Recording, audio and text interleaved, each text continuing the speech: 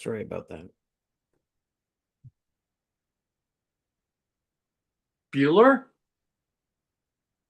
Bueller? Anyone? Anyone? It's showtime.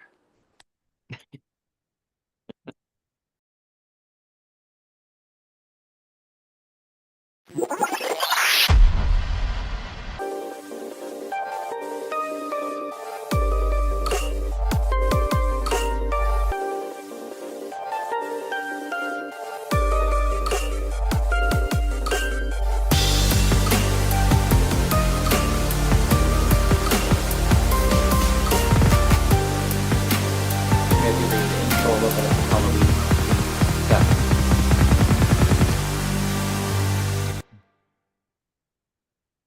Hello, everyone, and welcome to PWD Allies podcast.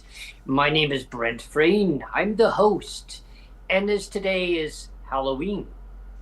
Is it a trick or is it a treat?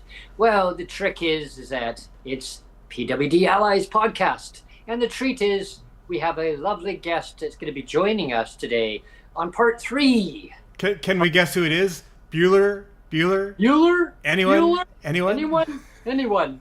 And joining me today is Neil Matheson from Surrey, British Columbia, and I'm broadcasting from the capital region of BC, Victoria, British Columbia. A little bit overcast today, kind of a spooky, kind of a gloomy day. The storm is coming in. It should make it a very eventful day. Anyway, with that being said, today I have my lovely guest joining me for part 3, Cassandra Pollock from Calgary, Alberta. And Cassandra, we're going to continue on where we left off about a little lovely history of Canada for people with disabilities. Walk us down memory lane.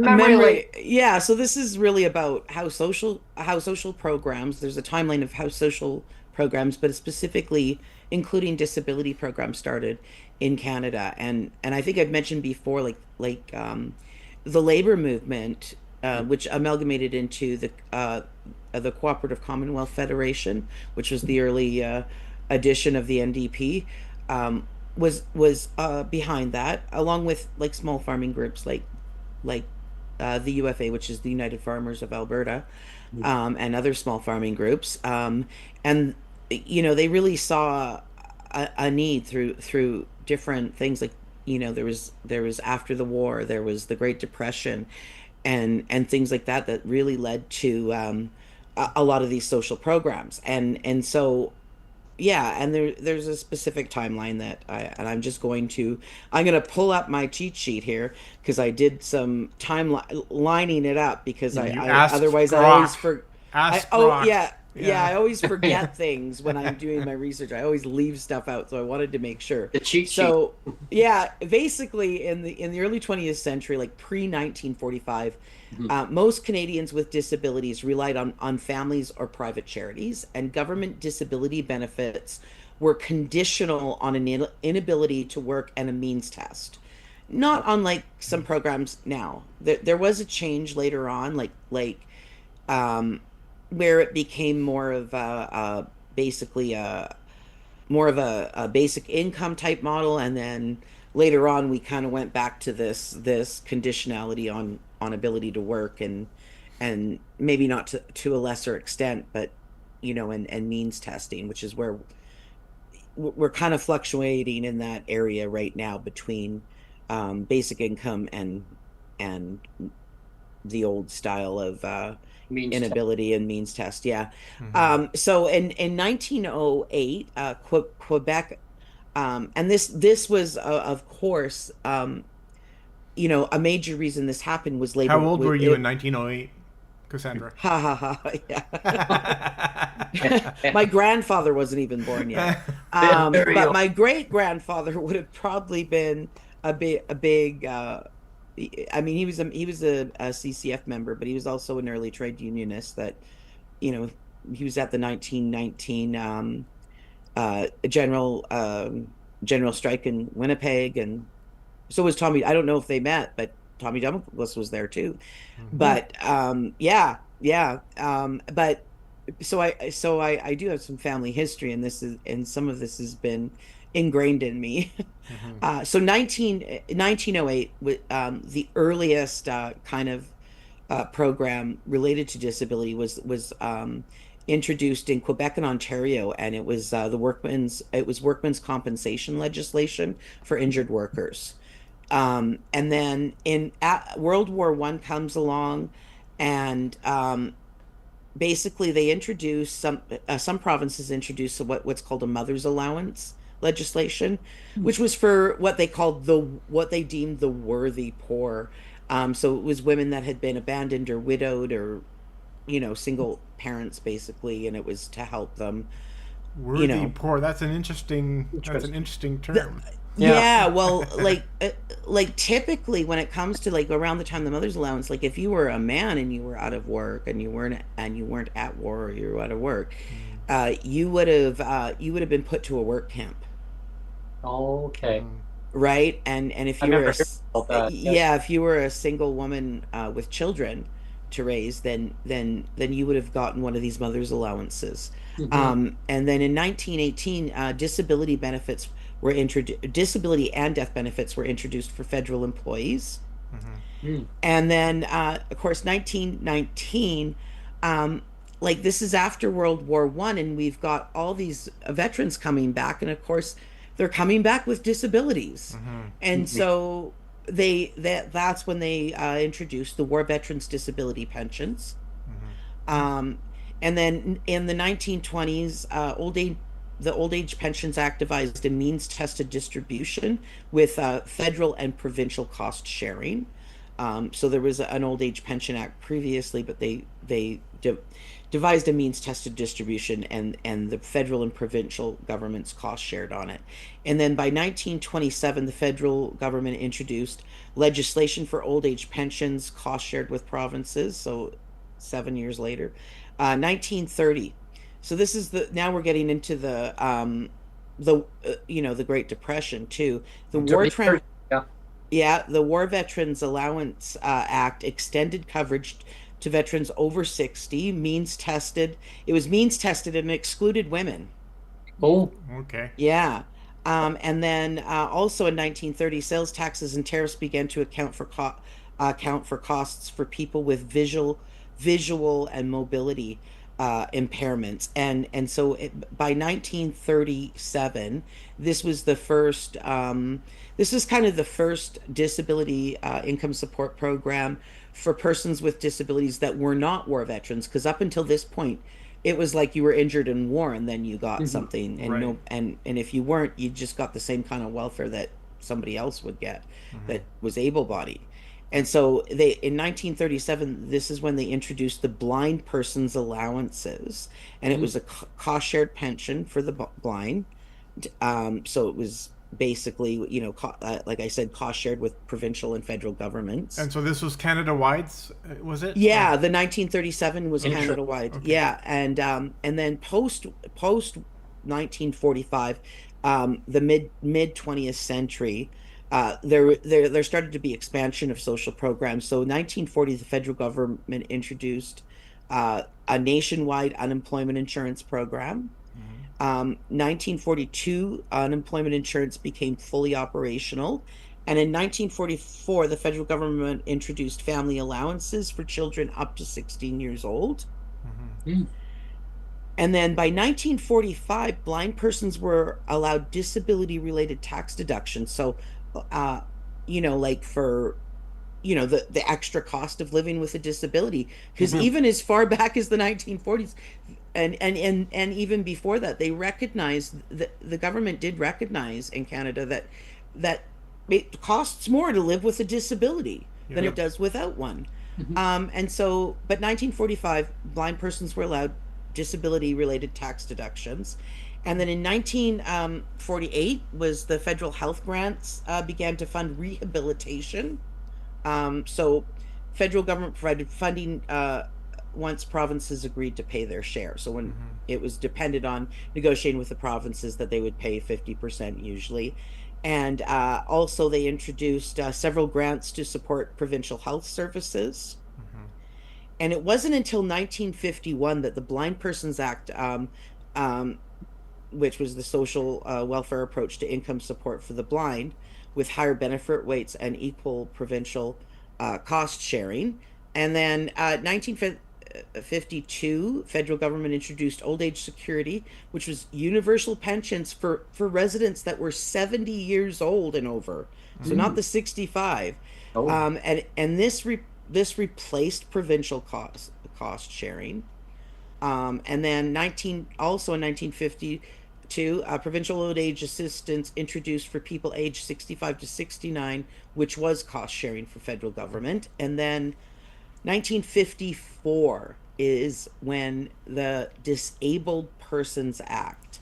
So Oh, that's a so lot of years yeah, between yeah, like we think they started with the blind in yeah. 1937, and it wasn't until 1954 Well, and that let's they finally expanded that yeah.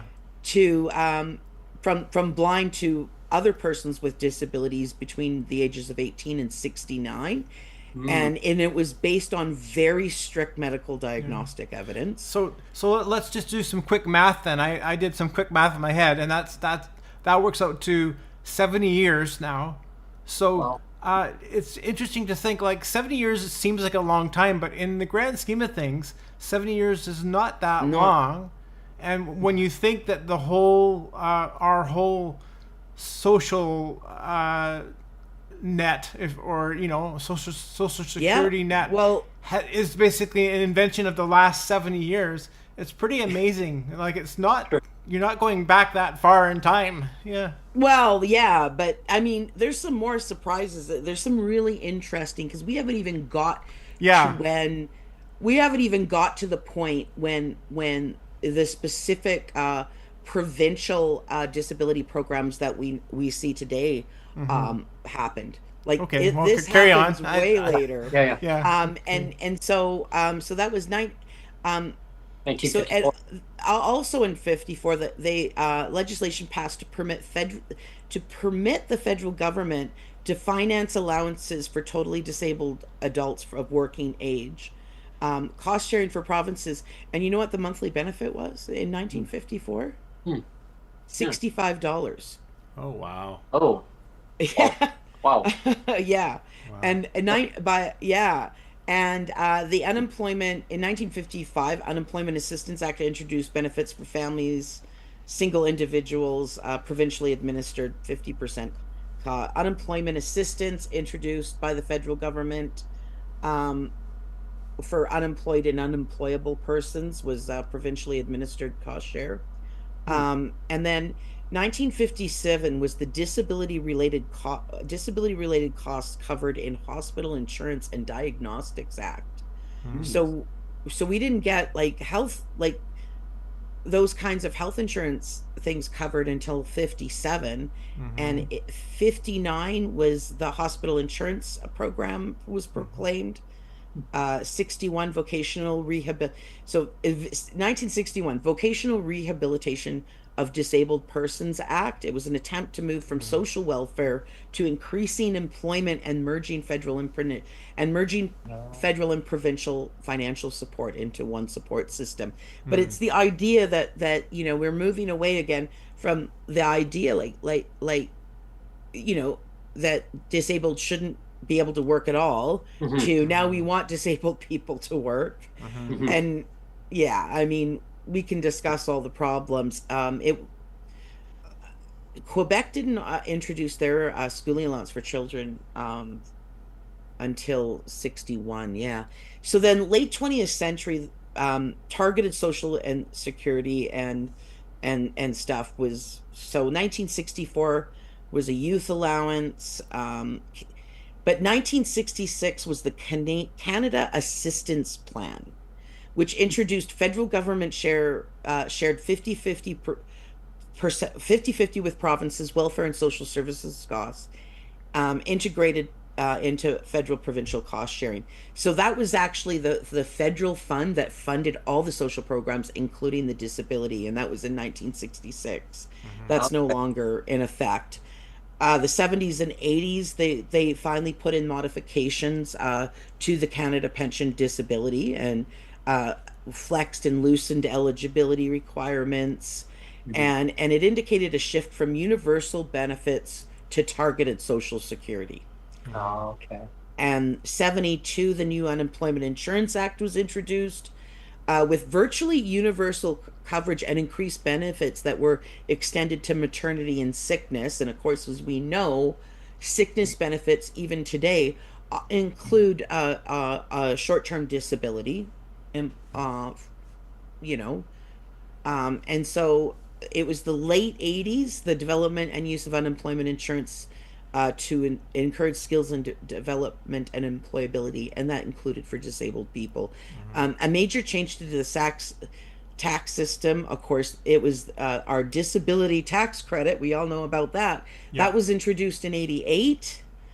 And interesting, the austerity measures of the 1990s actually reduced uh, CPP disability benefits and negatively affected eligibility. So they actually had expanded all of this stuff.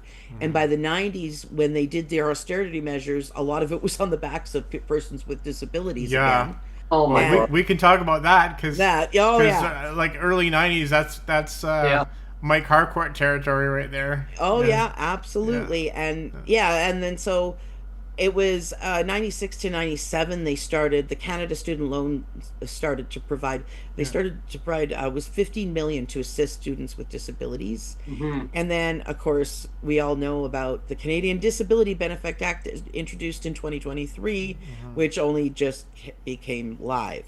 Oh, But so there are, there's a highlight of the federal government's most important role has been the 2.5 billion per year for disability related activities undertaken by provinces through CAP and vocational rehabilitation of disabled persons. And it was approximately 3.3 billion per year through the Canada Pension Plan for Disability Pensions.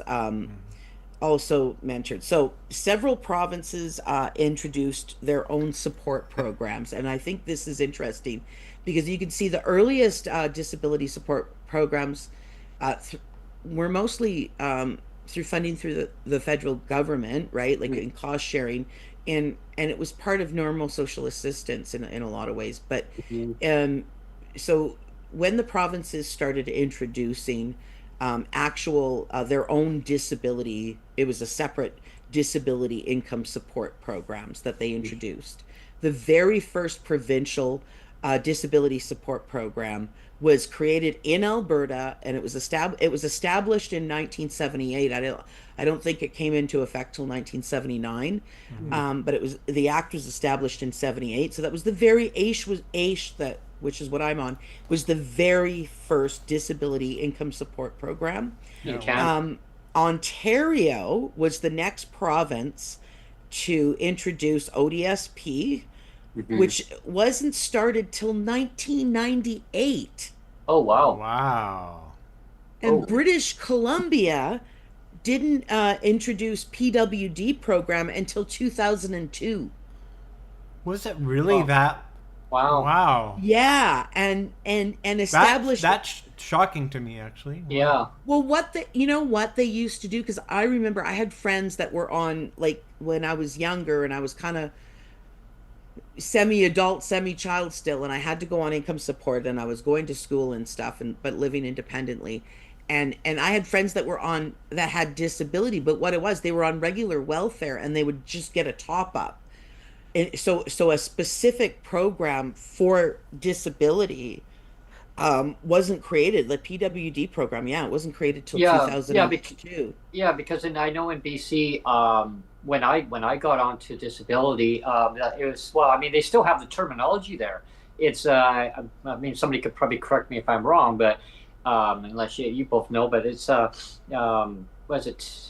Income assistance. It's they call it employment and assistance or something like EI. Yeah, it's like, Yeah, yeah, yeah. So it's kind yeah. of like as you mentioned, Cassandra, it's like a top up. It's like they'll say, yeah, you have a designation, but it was a top up.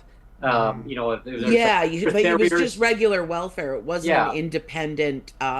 It wasn't a independent income support Yeah. program. But like for, here in BC, Brent, like we can talk about that they did have disability pensions Right. Yes, prior to about 94, because that's when they started to like kill them So off. yeah, so prior to 94, Yeah. that would have been like a lot of those were the those 50/50 cost sharing programs that were basically the federal government said, "Hey, let's do this," and then they negotiated with the provinces to administer them and pick up 50% of the Yeah, tab. 1966 that you mentioned, you referenced. Yeah. Yeah, So yeah. that's what that would have been. Okay, and then there Yeah. was a Yeah. until 94, and then the government says, "Oh no, we don't want people to have pensions. Yeah. Let's scrap it." Yeah, Well, it was Well, Mike yeah. Harcourt that he said, Yeah, I don't need no sticking pension. yeah. Exactly. That was And Mike then Harcourt and so Mike Harris. the Yeah. the next one after BC, so BC was 2002, but Wow. Manitoba, so these are the very first provinces, and so Manitoba introduced their program in 2005, which was Manitobans. It was a person with a disability designation. It was in part of existing employment and insurance assistant program, and the specific designation known as employment and income assistance for disability. It's kind of like how BC had their terminology in there too, and it was just based on like welfare, and it was like a top. Yeah. Yeah. Yeah, It and still this had is all more the rules based of- on employment insurance Yeah. kind of thing. Yeah. And Yeah. then Saskatchewan they introduced the Saskatchewan Oh. Assured Income for Disability in 2009. Oh. Yeah, Wow. so like but there's even just between Alberta creating AISH in 78 to Ontario creating ODSP in 98. That's 20 years. Yeah, wow. That long. And then and then they start to roll out a little bit closer together. So basically, the we'll other just say that provinces. Alberta was the smart one, and everybody else was dumb. Well, in a way, and I find it ironic because I see some of the people in Alberta, like I just want to say who was I was just while you're pulling that up, I was just referenced a cartoon character just the other day. You know, Gazoo. You know, Dum Dum. I'm not sure. It was so I mean I know it was a PC, so it was 1978, so it was the progressive conservative, he's Saint Peter Lougheed. Like I mean, and Peter Lougheed, he was a progressive conservative. Oh, and wow. that was the guy. Like I thought it was Lougheed, but I wanted to double check because I always put my foot in my mouth if I don't. Yeah, like it's like, I hear my current premier, she likes to invoke Peter Lougheed would have liked this, when in fact she totally misses the point of what it was. Peter Lougheed who she likes to invoke all the time, that actually created AISH. And it was not created. It was created based on the fact it wasn't created on you couldn't work at all. Even in the earliest original form of the act, which of course has been modified over the years up to present. Of course. It said it was for people whose disability severely impaired their ability to work enough to sustain themselves. Yeah. It's not like, oh, you're on AISH, you can't work at all. No, it's like it recognized the fact that even permanent and progressive disabilities have episodic parts to them, where you might be able to work 1 month and not work the next, right. or and you might not be able to work for a year, but then all of a sudden you can get up and you can go to work full time for 3 months, and then your body gives out and you're back on the ground and can't do. So it was recognizing it. It also recognized the idea, like, you can't, even if you could work part-time on a more regular basis, it often wasn't enough to pay the bills, like pay your rent even, let alone food and utilities and all the other necessities, or even the cost of living with a disability. Oh yeah, those are extra costs way above. So in 1978, Daniel Smith's icon Peter Lougheed that she likes to invoke, and which is what's so maddening about the creation of this ADEP program, is they're basically taking away. They told it was going to be more generous earning exemptions, and they've decreased our ability to work. They're not only taking $200 away from us, but if they decide that we're going to work, they're only exempting $350 instead of the 1,072 that I'm currently 100% exempt on. And so it's just, like, if she actually did her homework, she would know that this was never the intention. Um, some people on AISH, many people AISH have an inability to work at all. There's also many people on AISH that aren't able to work in their current circumstances, but if they could get like proper assessments and assistive training on assistive technology and things like that, they might be able to work a little bit more than a little bit more. Well, the term that I always use, Cassandra, is accidentally on purpose. Yeah. Accidentally on purpose, and really, you can point to any government policy, especially when it has to do with PWD or people with disabilities. So much of their policy is accidentally on purpose. It's like, whoops, sorry about that. Yeah, or the theme that I hear lately, it's, well, we recognize that there's more to do. We've raised the rates 5 times. And, well, I'll tell you something. I've read. So here's Daniel Smith's problem, and I think a lot of people don't understand this. There's something called so there's this guy Preston Manning. I think you all remember him from the Reform Party. Yes. And then, of course, like, some things came out about his connections with, white supremacists like Wolfgang Droege and the Heritage Front.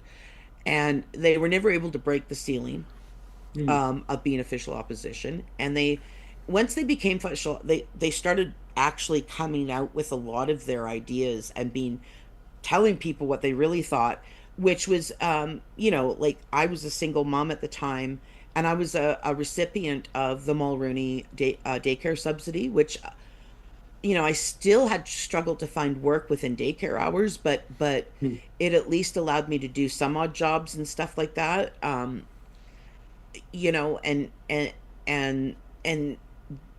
it gave me some hope that maybe eventually somebody would hire me on a more long-term, full-time, permanent basis within those hours. But they were talking about, like, basically the things they were running on was they were going to kick all single mothers off of welfare because they don't believe in income support or welfare. They don't believe in that. They were going to kick them all off, and then they were going to get rid of the daycare subsidy at the same time, and we shouldn't get and I'm like, I'm sitting there as a single mom going, if I can't get a job that allows me to pay for daycare, which is like equal to my rent, right? Like, I'm having trouble paying my rent on the employment. How am I going to pay for daycare? And if I can't pay for daycare, how am I going to work and pay? And my only option would be going back to, like, another era where women often married and ended up in abusive relationships because they just needed somebody that was going to pay the bills for them while they took care of their kids. And that was the situation. I'm like going, really? Like, this is what you want to do? But if you read, he wrote this thing. This his manifesto. I always tell people it's like his Mein Kampf, but it's called the Reform Party Blue Book, and this was authored by Preston Manning. And Preston Manning, I mean, he very specifically talks, like, if you look at Daniel Smith's use of the notwithstanding clause against labor, this isn't just an attack on teachers. It's not just an attack on labor. It's a test to see what she can get away with. Because she's already expressly said she wants to use it on other legislation to trample other charter rights. And ADAP is an example of taking away charter rights. We do have certain things that are protected under various pieces of legislation in Canada, and she's testing the limits of what she can get away with the notwithstanding clause, because she wants to. Because one of her advisors, and a lot of people, I still get people asking me, like, really, Preston Manning's there? It's like, Yeah, don't you remember the report? Like she paid this guy a $250,000 of our dollars, of our tax dollars, $1 million. to do a, well, it was a quarter million, to do a report that he had already written. Yeah. And it's like, this is no accident. She's paying him this money in this way because he's her advisor.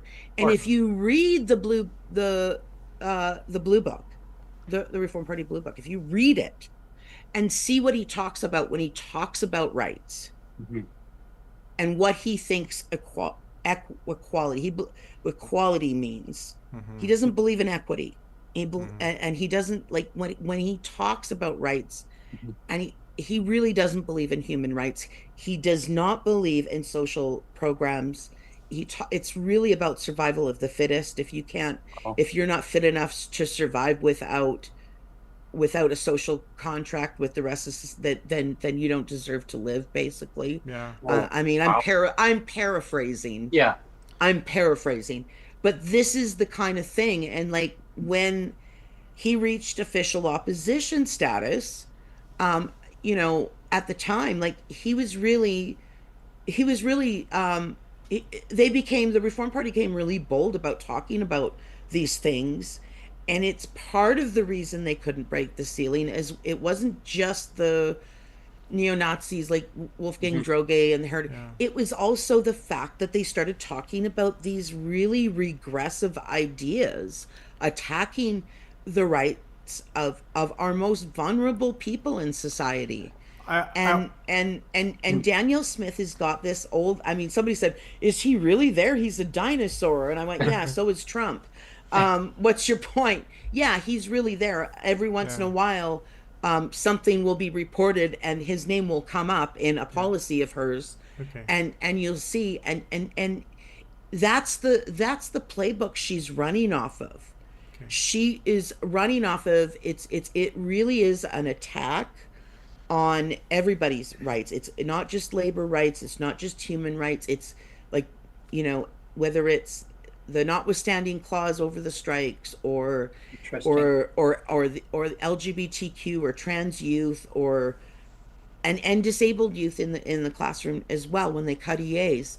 I mean, this is all an ideology that says that we don't care about the most vulnerable people in society, and we don't think we should have to support them. We don't think that that's a fair social contract, and it should be survival of the fittest. And if you're not fit enough, it doesn't matter that you paid into these systems your entire life and then suddenly need them. Well, I just wanted to break in for a 30-second rewind, because you were talking about childcare just a moment ago, and I wanted to break in with my own personal experience of that, because again, like I always share, is that for the last 12 years, the BC government here has been clawing back my survivor's pension. As a widower, I get my survivor's pension clawed back. But so right at the beginning, when I saw all this perverseness going on, I wrote all those emails, right? And one of the first ministries to get hold of me was the Ministry of Children and Families, and they said, well, Neil, that we do have a program for childcare for your son. And so again, this was when he was like 5 and 6, like he wasn't even 5 yet when my first wife died. So they said, we have this program for childcare for your son, and we'll pay up to $1,000 a month for the childcare. But then I'm saying, well, okay, so you're gonna pay a stranger to be a childcare for my son, but you're clawing back $800. It was my pension the total amount pension. My total amount of my survivor's pension is $800. So they're clawing that back, but they'll say, well, we'll give you $1,000, but it won't be you, it'll be a stranger. We'll give $1,000 to a stranger to look after your son, but we won't give $800 for you to look after your son. See how stupid that is? You see how stupid that Well, is? but I got a question for you because, Yeah. my mother was a recipient of the survivor's pension, but at the same time she was getting it when I was growing up, I was getting. There was also a portion of it, for my, I got a survivor's pension, for me that was specifically went towards me as the child, which I don't believe is that also like is your son getting that, and is he also My son is now getting what's called the orphans portion. yeah, Uh, the orphans, okay. but that only came into effect uh, because of me, I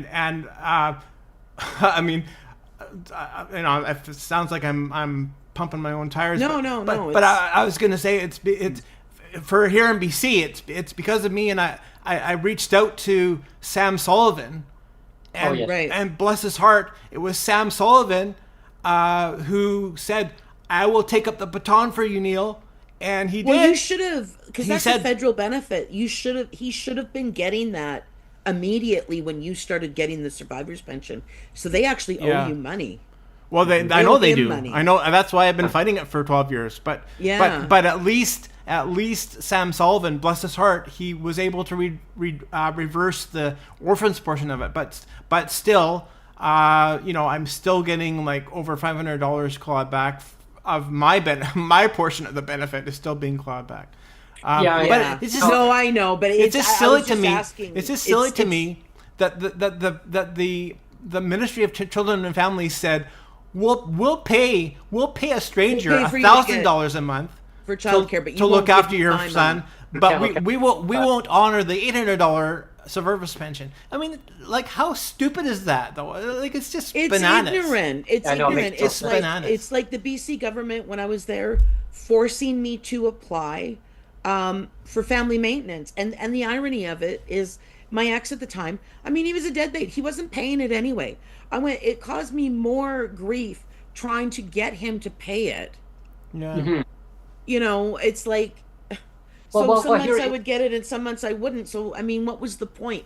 But Like, here's, you couldn't here's keep- another example though. Like I had injured myself when I was working for a corporate employer, and so of course part of the policy. And I mean, they're just receptionists. They just work at the ministry, right? They're just doing their job. And I said, and no slight on you. And they were embarrassed. They said we have to follow the protocol. No, so you want me to go and get this form and take this form over to EI to see if I'm still employable, if I could apply for EI benefits. Meanwhile, I'm already going through workers' compensation, and I'm going through another part of the EI program that for sick benefits on top of it. But they want me to go to the EI just to verify that I'm not going to be able to find any gainful employment in the very near future. That's what your doctor does. Yeah, It's not and EI that does Yeah. that. And I said, here's the form from the doctor. It says that, yeah, but we need you to do it. So I go down to EI. They said, no, you have to do this procedure. I get down there, Cassandra, and EI said, what are you doing here? Well, this is what I'm supposed to This come is for. what the provincial government's telling me to And they do. said that's a bunch of red tape BS. And I said, I'm in pain. I can't even sit here in the chair. I'm standing there like, sir, just have a seat. It'll be a while. I said, I can't sit down. Like, I'm having severe pain. And if I'm standing in one spot too long, I'm going to have even more severe pain. They're like, oh, my God, you're in bad shape. I go, right. And I'm supposed to be relaxing because my physiotherapist was told me to take breaks and relax. Don't put strain on your body. They're making you run around. Well, Yeah. like I had to get even applying for AISH, like I had a condition. Well, I just gotten colitis. Yeah. And I was dealing with that, and I had to go apply for I ended up on spending through, like when I was in the car accident, I ended up spending through my savings. Like I had a savings. I was about to buy a house when I got hit by that truck. And I had to spend through all of that to sustain myself because I was thinking, oh, I'll be back to work anytime. This is what my safety net's for. Like the first 5 years after the car accident, I kept telling everybody, oh, I'll be back to work in a few weeks or a few months or whatever. But even in the process of that, there was a point where, because, I think the legislation was like something like if you're going to be unemployed for over a year. And at that point, I had been unemployed long enough Mhm. and wasn't eligible for EI for whatever reason. I can't remember. Oh, I think it had to do with because I was being paid as self-employed or whatever. Mm. And so I had to, I had to end up on. I eventually applied like months after the car accident. I eventually, after spending through my savings, applied for income support. And of course, and then I came to the realization I probably need to apply for AISH because I can't afford my rent. Yeah. And but I had to go down. They're like, you got it. They only had a couple offices you could go to, and I had to go down and stand in this. They're like, oh, you have to be there at this time in the morning and stand in this long ass lineup. And I'm like, Yeah. excuse me, I have colitis Yeah. and I'm in a bad flare up. I can't make it to the corner store. And Mhm. then they're like How the hell how spelling the bee, hell spell am I colitis. supposed to stand in a lineup? Like you know what I mean? Like I have trouble making it to the gas station to get a to do anything like to get gas or whatever. Mm. Like, but you want me to stand in a lineup for all Mhm. day? Like, how the hell am I supposed to do that? And that's not even talking about my other physical, because it was really a medication that caused the colitis. I was on the medication because of the pain, the Mhm. chronic pain that was induced by my injuries from the car accident. Exactly. And so I'm not even talking about those physical injuries. Like, I mean, Yeah, that was around, that's another whole issue. Yeah. yeah, that was around the And, time I just got a walker well, and even like the long lineups you mentioned too. Like a lot of the offices, they would only allow so many people inside the office at one point in time. Yeah, I yeah. remember that. Yeah. Well, Right? that Yeah. was why, yeah. And Yeah. this is the middle of winter in Alberta. Oh, Like, yeah. Oh, yeah, like oh. I'm like, Yeah. what are you talking about? I mean, I mean, eventually I was able to give somebody that accommodated that, but the hoops I had to jump through just to get that accommodation were ridiculous. It's like, Well, and that kind of piggybacks off of like all the hoops have to jump through. It's like you're already person's already disabled, no fault of their own. I mean, and acquire more disabilities as we age, and then having to prove, well, are you still disabled? Because it reminds me of back in.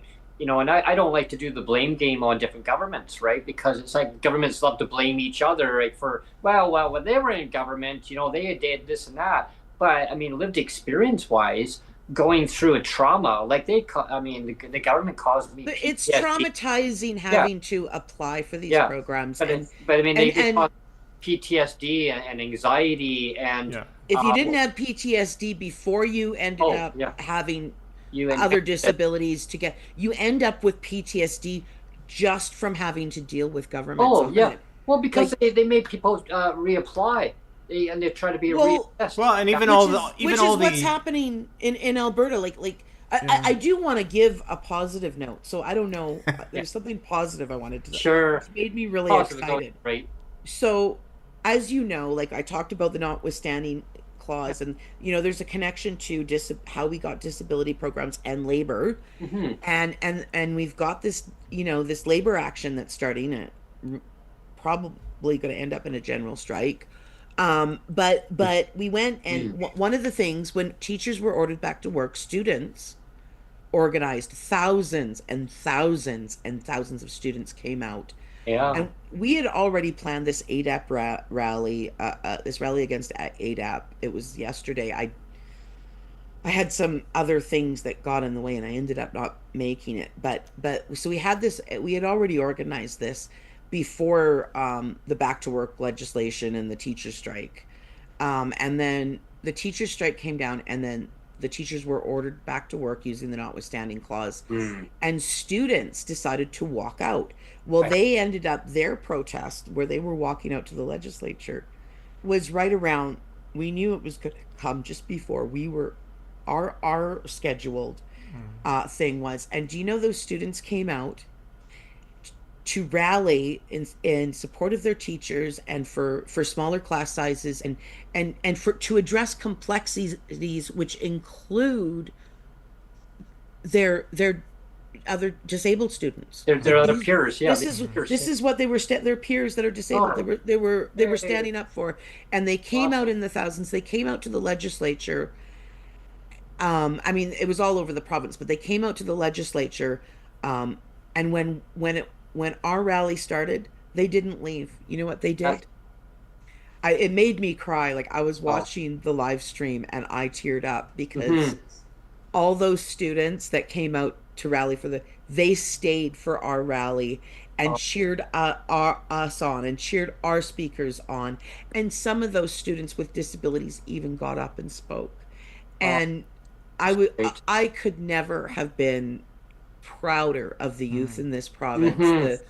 You know, That's they, fabulous that they standing up for their education and their peers. I mean, people they're standing up their for people. peers, but also the compassion and Yeah, understanding of social policy exactly.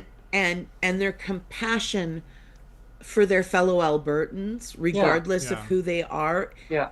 You know, if you saw some of the vitriol, like Janice Irwin, it's funny. Marie Renaud, our disability critic, she posted the ADEP rally. I didn't see, but Mhm. Janice Irwin, who's openly gay and an MLA, her the vitriol towards her, it doesn't matter what the subject is, and it was just gross. And when she was talking about disability, like the attacks, and I'm looking, and these are adults, Mhm. and then I look at our youth and I like that gives me hope because the Yeah. youth get it. They're like, Mhm. we're your future.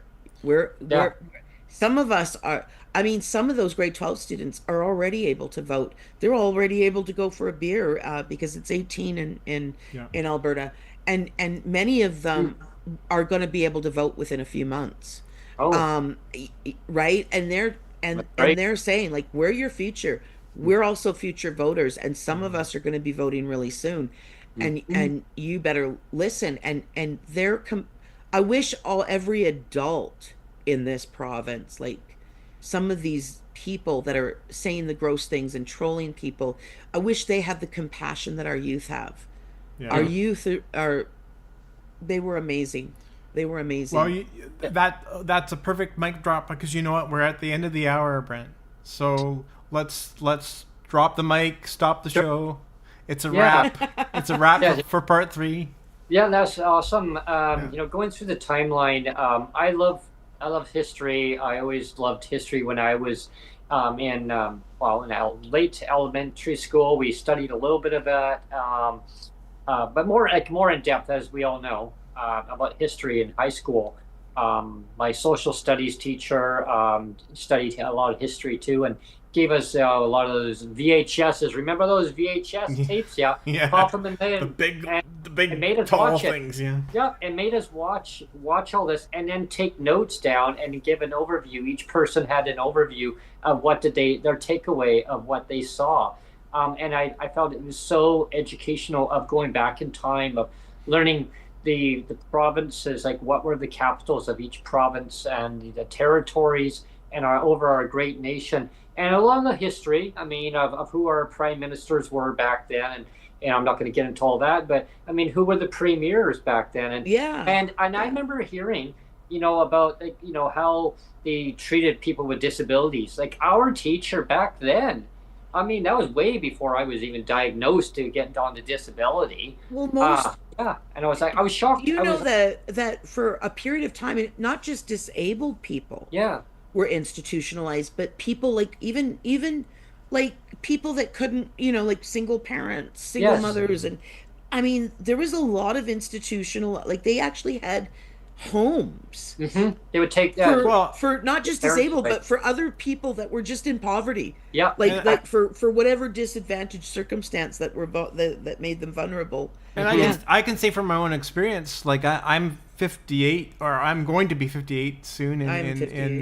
in March, and you know, I remember as a kid, like I would go to the shopping malls and stuff, like back when shopping malls were the thing, and just just I would look around and go, well, why am I the only guy on crutches or in a wheelchair mhm, here? yeah, yeah, And I'm thinking, like, where are all the disabled people? And they, yeah, I know now that they yeah, were they yeah, were probably all locked away somewhere. yeah, well, Yeah. exactly. you know what, I'm just about a year older than you. I'm 59 in January, Okay. and and I had a guy in my elementary school in grade 6 and 7 with who had cerebral palsy and with crutches and stuff, and he was at our school, Mm-hmm. and all the kids, like, we protected him. Anybody stepped out of line, that kid was like he had all the friends, like, Yeah. and he had a, yeah, like Yeah. he was he his level of disability was more advanced than than yours is now. Mm-hmm. Oh. But he was able to learn with us, Mm-hmm. Yeah. and everything else, and the kids were actually the ones that we were the ones that we didn't bully them. And if anybody did bully them, like, they learned a lesson real quick. You don't do Mhm. that. Yeah. But so there were other kids Yeah. when we were in school that were going to regular school, that Yeah. were going out, that were not institutionalized. But you're right, a lot still were. Mm-hmm. I think that was the beginning of integration. It And was. It was. Yeah. yeah, Yeah. Yeah. I wanna thank you, Cassandra, for coming on to doing up to like part 3, and there's so many other great topics to talk about. People with disabilities, across our beautiful country, not across our beautiful political spectrum. That's for darn sure. Because there's other topics. The next time when I have you on, I'd like to talk about shelter rates with people. I would love to talk Yeah, about shelter yeah. rates and stuff. I'd love to. But I, there's like I would also like, yeah, like, there's a few things, like, I'd like to dig down even into some of these timelines, like on the Yes. like, to do with the, like, what we're talking about, like institutionalization and attitudes, and how we've actually, like, we progressed in our attitudes, and now we've regressed, because at one point Yeah. we were starting to look at it as a basic income, and now we're kind of fluctuating. Like, I read some paper that was saying that that the Canadian disability benefit was based on a basic income, and it's not. No. No. But I had a report when I was doing all my research for this. I found a report that was from 2000. So the income amounts were 2010 amounts, but it's actually, somebody actually dug into it as far back as 2010 and said, and was advocating for a basic income. I'm actually going to write to them and ask them if they could update the numbers Yeah. for present, because I think that we could start a petition on this. I mean, every Canadian Counts has got a parliamentary petition out right now. Mhm. And of course, their whole disability insurance program, it actually involves, it has no means test. It's for everybody, and it also includes a basic income in it. So I would encourage everybody to look up that parliamentary petition by every Canadian Counts, and sign it. Very interesting. Yeah, because like when I mentioned about shelter, there's Alberta versus other provinces who have shelter portions in there. As we all know, across our country, they call it a rental crisis. I call it a state of emergency. Really, I think No, it's a housing emergency. It Oh really yeah, is. I exactly. mean, it's gotten better in Alberta, ironically, but I Mhm. mean, but it's still not good. I'm paying $1,200 a month for a one bedroom, Yeah, which and is still quite high. it's still quite high. And Yeah. it's a small one bedroom. Like, I had a whole half of a house, 2 bedrooms, and it was huge for like 1,000 Mhm. for years. And now I'm in a tiny, like, I had to get rid of a lot of stuff, and I'm squeezed Mm-hmm. into this tiny little place Mhm. for 1,200 now. Yeah. Shrinkflation.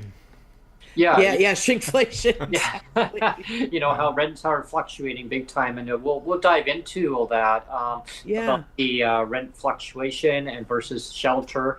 Why are governments wanting to keep shelter portion in when you don't have a fixed address versus fixed address, whatever it may be. We'll talk on that part. Well, and the one thing I think that's important. Yeah. and the one thing I did want to say, I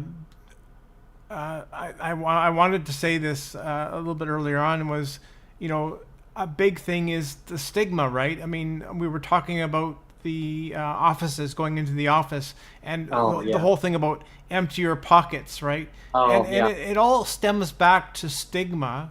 Mhm. And it's like, well, stigma against people with disabilities will allow that. I mean, it's just kind of an allowed thing. Anyway, we can punch out, but I did want to end off on that the whole this whole thing of stigma, and somehow it's allowed for people with disability. They've allowed it, like government's allowed it. So that's okay. It's just people with disabilities. They fluctuated over the decades on it. Like as I said, like there was a point where it started off as very stigmatized, and then it became less stigmatized, and now we seem to be trying to move the needle backwards. I mean, there's a push. But it's still a fight. Yeah, it's not. Yeah, it's not. And that's a very important conversation to continue on. Yeah, definitely. Anyone who's tuning in today, you're enjoying today's part 3 segment of this discussion. There's a lot more discussions going forward on people with disabilities across Canada and how policies are really affecting people's lives. It's not just affecting their lives, it's affecting their allies. It's affecting everybody in their community. It affects everybody in general. Like, it's a whole ripple effect.